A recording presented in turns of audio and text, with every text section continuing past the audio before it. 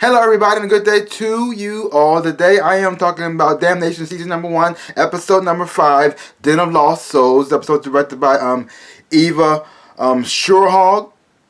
And we have a lot of things happening in this episode here.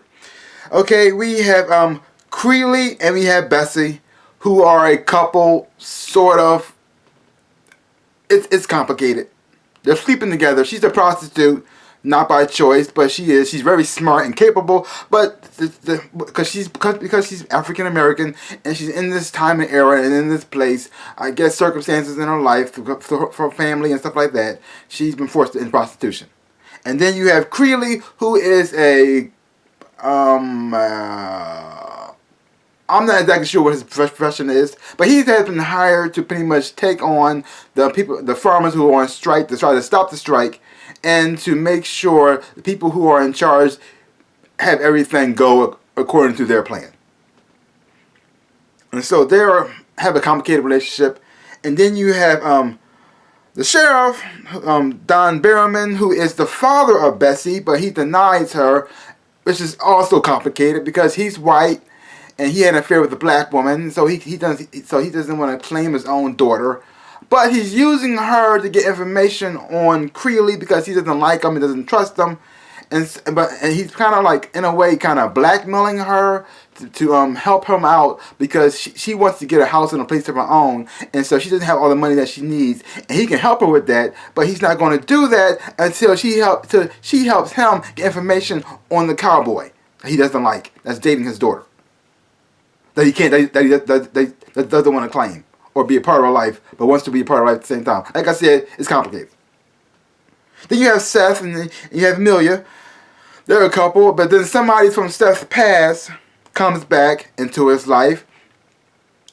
And his name is Lou, and he's played by Juan Javier Cardens.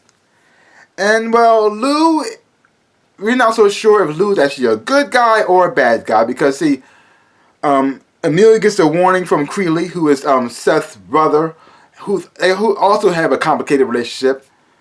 Oh boy, a lot of complications here. They're like all these relationships, but it's all complicated. And she gets a warning from his brother saying that Seth needs to keep sleep with one eye open because somebody was sent to kill him. And so you got Lou, he comes into town, and so now Seth is like a little bit worried, like, can I trust him because he's from my past, he's my friend, and we grew up together, or should I be worried that he's trying to kill me? And so they had their little, I guess you could say, discussion in this episode right here to find out which side he actually on. Then you have other people who are getting introduced and more. They showed them before.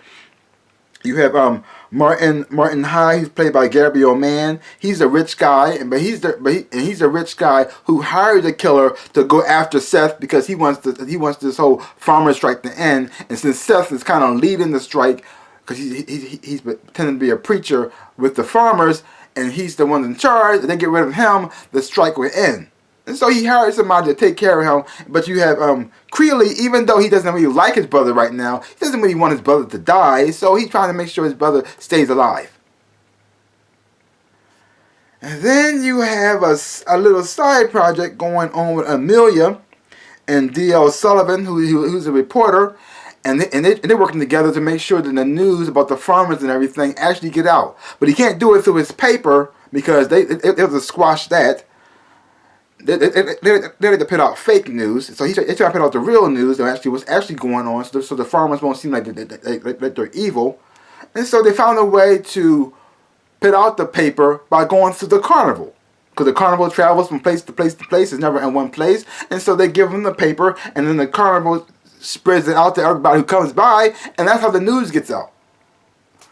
And you also found a little something about D.L. Sullivan that you didn't know before. You also found out he's also good with a gun. Didn't see that coming either. So overall, I really enjoyed this episode. You're slowly getting some reveals about Seth's past. You still don't know nothing really about him, but you're starting to get a little bit more of an idea of who he is as a person and why clearly his brother doesn't like him that much. Because the person from Seth's past also knows Seth, and he also knows Creeley too, because they all grew up together. He pretty much he's so close to the family that he's like a brother. He's like a brother as well. And also seeing the complication relationship between Bessie and her father, and how that's all messed up, and all the also the relationship between Bessie and Creeley at the same time too. And you also seeing that DL, the reporter, has a slight crush on Amelia, which I totally understand. She's a beautiful woman. She's smart. She's a strong person. So I can see him being drawn to her. But she's in love with Seth, who she knows nothing about, which is also kind of, like I said, all the relationships in this TV show are complicated. They're not so black and white. I mean, yes, Seth and Amelia have feelings for each other, and they love one another, but Amelia knows nothing about Seth's past, where he comes from, who he used to be. I don't even know how they met. But it seems like they had an agreement not to dive too much into his past. He doesn't ask about hers, and she doesn't ask about his, and that's how they work, sort of. But his past keeps coming back and interfering in their lives. So the more he tries to move forward, something happens in his past to try to bring him back. And you have Lou, who's a friend from his past, may be like a bad influence on him. Maybe or maybe not. We don't know for sure. Because he's starting to drink again, which he's pretty much stayed away from because he's trying to put on his persona as a preacher. And so he can't be walking around drunk at the time, so that'd be kind of messed up. But even though the drinking helped the shooting, which is really weird. It usually slows down your reflexes and stuff, but it seemed like it made him sharper. Whatever. But like I said, overall, I enjoyed this episode. And then sometimes, and then a lot of things, like things get revealed. Some things happen, and we found that Seth actually confronts a person who actually was trying to kill him. But we still are not exactly sure if his friend is on his side or not. I mean, it could be for the long haul, or it could be just for, or he actually could just be just his friend. Who knows? But like I said, overall, great episode. Really enjoyed this a lot. I'm enjoying how this show is slowly revealing things about certain people, and you're starting to see how this farmers' strike is affecting so many things, and how it's everybody trying to end it in their own way. Yeah. So that's pretty much all I gotta say about that. So if you haven't been watching the show, I said check it out for yourself. Don't take my word for it. Hopefully when you watch it, you will enjoy it and have fun watching it too. And if you haven't, like I said, don't take my word for it. Check it out for yourself. So give my channel the big old like, hit the thumbs up, boom, and subscribe to my channel and share. I would appreciate it. Like I always say, in my dreams and in my life, I am the Ninja Rabbit. Peace out, peoples.